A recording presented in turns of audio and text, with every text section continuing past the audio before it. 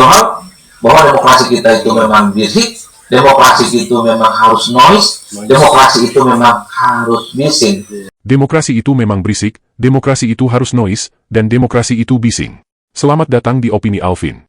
Ben Sukatani dibungkam, pengamat politik Adi Prayitno buka suara.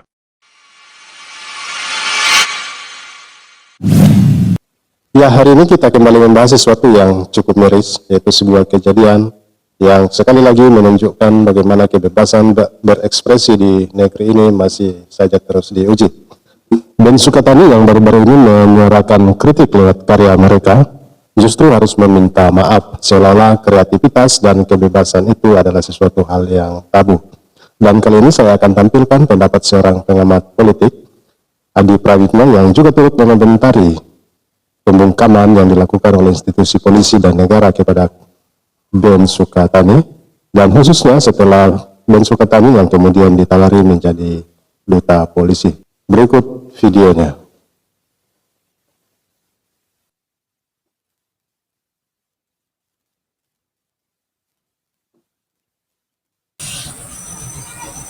Bismillahirrahmanirrahim. Assalamualaikum warahmatullahi wabarakatuh. Halo people, kali ini saya mau bicara tentang fenomena grup band Sukatani yang menurut saya masih menjadi salah satu isu politik yang paling trending, paling viral dan paling banyak diperbincangkan oleh publik yang tidak berkebenaran. Ini tentu karena menyangkut kebebasan berekspresi. Ini menyangkut bagaimana setiap orang itu punya kebebasan untuk mengkritik kekuasaan politik yang ada di negara kita.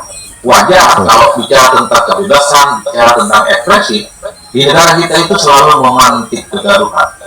Mari kita cuma cek satu persatu. Pertama, tentu ini tidak bisa dilepaskan dari rilis lagu yang dibuat oleh grup band Sukatani ini yang berjudul Bayar, Bayar, dan Bayar, yang ini dinilai sebagai bentuk kritik sosial secara terbuka kepada institusi kepolisian. Ingat, yang dikritik itu adalah institusi kepolisian, bukan mengkritik orang per orang yang kemudian menjadi viral dan menjadi ramai. Salah satu syair-syairnya misalnya, bisa kita kutip, mau bikin SIM, bayar polisi, ketilang di jalan, bayar polisi, touring motor gede, bayar polisi, angkot mau ngetem, bayar polisi, dan seterusnya, dan seterusnya. Ini adalah syair-syair yang pastinya akan membuat institusi kepolisian itu merah, karena ini cukup menohok dan cukup menusuk.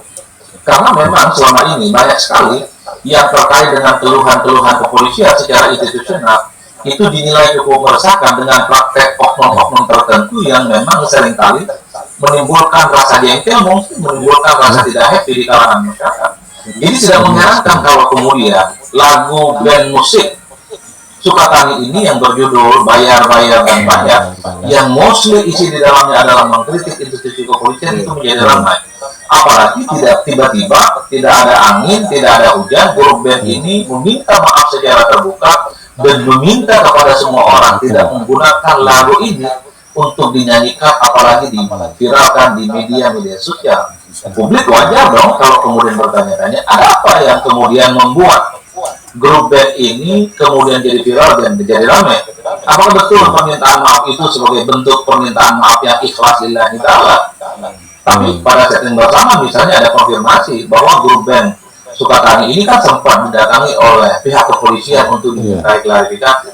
Tapi terlepas apapun soal grup band musik yang tiba-tiba ini viral, ini tentu dikaitkan dengan bagaimana kebebasan berekspresi di negara kita. Karena kalau mau jujur, judul lagu Bayar, Bayar, dan Bayar ini adalah kritik sosial secara terbuka. Kalau kita belajar ilmu politik, ya, ada seorang ilmuwan politik namanya Gayatri Supriyatna. Musik itu seringkali dijadikan sebagai instrumen untuk mengkritik kekuasaan. Terutama musik ini dijadikan sebagai alat bagi mereka yang suara-suaranya selama ini tidak pernah didengarkan. Apa itu suara-suara yang tidak didengarkan?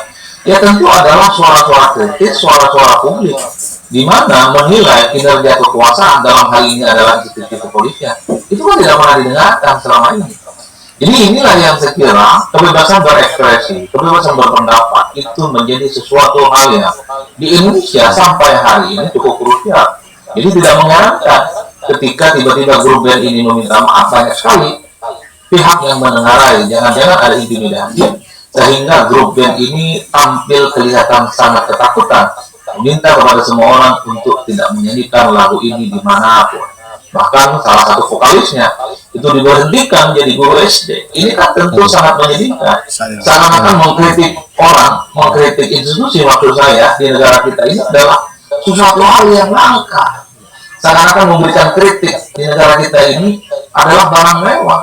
Sehingga orang yang melakukan kritik itu terkesan sangat ketakutan dan terkesan dia tidak punya teman. Inilah yang kemudian menyebutkan seorang Kapolri sekalipun harus muncul kepada publik bahwa itu hanya sebatas miskomunikasi dan meminta kepada grup band Sukatani ini sebagai dusta kepolisian. Menurut saya bagus. Yang paling penting adalah apapun kritik yang dilakukan oleh masyarakat secara terbuka kepada institusi kepolisian misalnya, itu harus dimaknai sebagai upaya untuk melakukan pembenahan. Bukankah beberapa waktu yang lalu memang kepolisian negara Republik Indonesia sudah melakukan sayembara bahwa siapa yang berhasil mengkritik polisi paling pedas maka akan dijadikan sebagai sahabat kepolisian, maka akan dijadikan sebagai partner kepolisian. Menurut saya ini bagus sebagai bentuk bagaimana institusi-institusi negara di negara ini itu melakukan pembenahan. Dan untungnya menurut saya yang paling penting adalah setelah video ini viral, setelah semua orang memberikan pembelaan dan dukungan kepada grup band Sukatani, polisi juga memberikan sikap yang menurut saya juga sangat layak diapresiasi. Karena bagi mereka mengkritik apapun itu tidak ada persoalan, bahkan mempersilahkan grup band Sukatani ini untuk pentas manggung dan kembali menyanyikan lagu-lagu bayar ini dimanapun, dan dipastikan akan dijamin bahwa konser yang mereka lakukan itu akan berjalan damai. Ini itu yang kemudian menjadi ramai. Tapi secara prinsip sebenarnya dalam konteks bagaimana memberikan kritik melalui lagu salah satunya di negara kita ini kan per hari ini seakan-akan memang menjadi suatu hal yang aneh.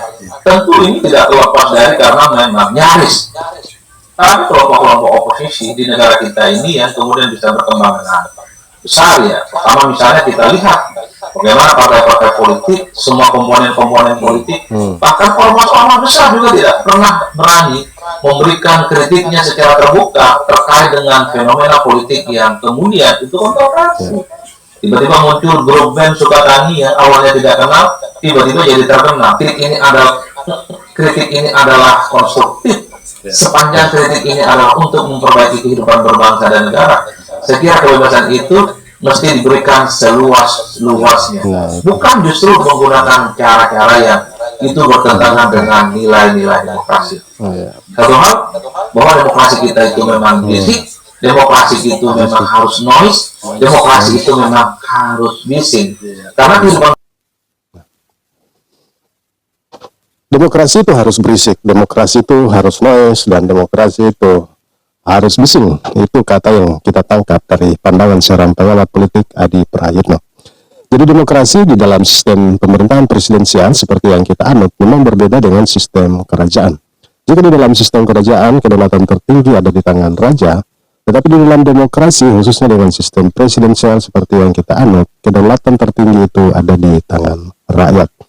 Sejatinya wakil rakyat adalah anggota DPR yang ditunjuk setiap 5 tahun sekali. Mereka lah yang harus menjadi pelaku mandataris yang kemudian menegakkan kedaulatan rakyat. Namun jika wakil rakyat sudah berubah jadi wakil partai politik yang hanya bekerja sesuai dengan arahan dan kepentingan partai politik, maka kemudian rakyat harus menyampaikan sumbang saran dan kritik langsung kepada pemerintah. Bagaimana menurut pendapat kalian dengan melihat sepak terjang anggota DPR selama ini? Apakah mereka benar-benar sudah menjalankan tugas sebagai wakil rakyat, meneruskan aspirasi dan kepentingan daripada rakyat yang memilih mereka, atau mereka justru hanya menjadi perpanjangan tangan, alat pemuas kepentingan partai? Tuliskan pendapat kalian di bawah video ini dan jangan lupa bantu kami dengan mengembangkan channel ini dengan menekan tombol like dan subscribe di bawah video. Terima kasih sudah